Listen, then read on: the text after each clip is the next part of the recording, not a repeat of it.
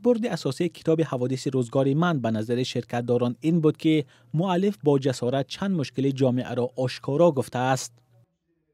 همچون ژورنالیست تصور میکنم که برای نوشتن این کتاب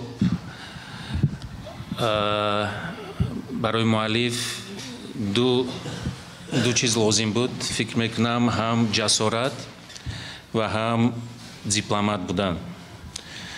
جسارت برای ابراز فکر خویش و دیپلمات بودن برای دانستن حد تا چه حد چیز را گفتن ممکن است که عاقبتش بخیر باشد. کتاب حوادث روزگار من بجز کریلی با حروف فارسی نیز نشر شده است. چاپ خاطرها در میان چهره‌های سیاسی و فرهنگی تاجیکستان در سالهای اخیر چندان معمول نیست. روشن نیست که دیگران تا کجا از این کار عبدالخلیل خالقزاده پیروی میکنند.